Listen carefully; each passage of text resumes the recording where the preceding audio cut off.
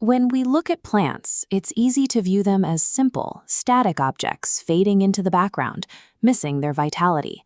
We usually define them by their most obvious outward features: a green leaf, a sturdy stem, or the petals of a flower.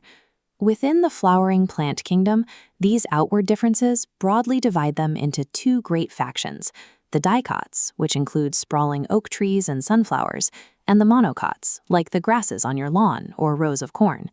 But the moment you slice these two types of plants in half and place them under a microscope, that illusion of simplicity vanishes.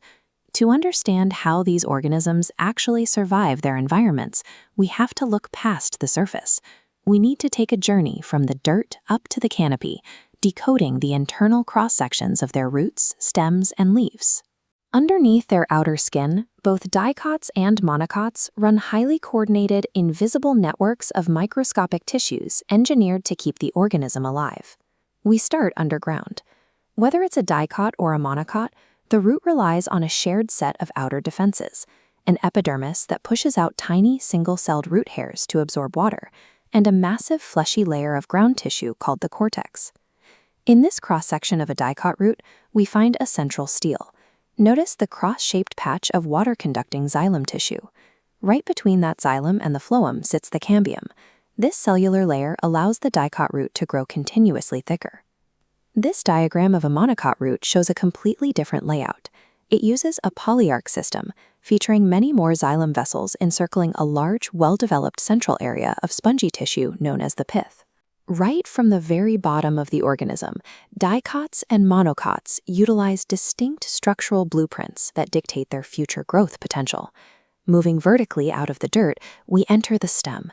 This acts as the central highway system of the plant, where the vascular plumbing resides to transport water up and nutrients down. This diagram illustrates a dicot stem. On the left, the vascular bundles form a perfect ring around the central pith. On the right, a cambium layer is sandwiched between the xylem and phloem. This open system allows for secondary outward growth. The monocot stem, seen here, uses a different plan. It features a scattered arrangement of closed vascular bundles floating entirely within the ground tissue, lacking a cambium layer for outward expansion. The ordered ring of the dicot sacrifices early speed for the capacity for infinite outward expansion. The scattered bundles of the monocot prioritize rapid vertical growth and flexibility. Finally, we reach the canopy. The leaf serves as the plant's solar panel and the final frontier of the entire epidermal system. This diagram shows a dicot leaf. The top layer packs palisade cells for light capture, while the bottom contains spongy cells for gas exchange. Transitioning to the monocot leaf, it lacks this division. Its uniform cells and dual-sided breathing pores maximize respiratory efficiency. Monocots also evolved a unique tool: empty, water-filled bulliform cells on the leaf surface.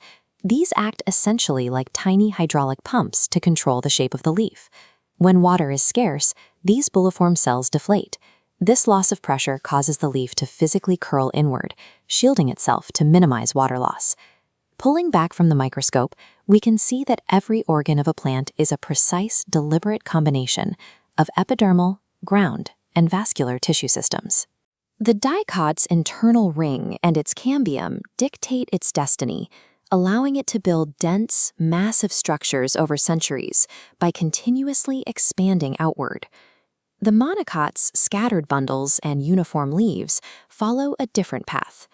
They allow the plant to bend without breaking in high winds, grow rapidly, and survive sudden, harsh droughts. The physical differences we observe in the natural world are actually the downstream consequences of these two ancient, microscopic architectural plans. Every towering forest and every field of grass is home to billions of microscopic factories and highway systems, humming away right beneath the surface.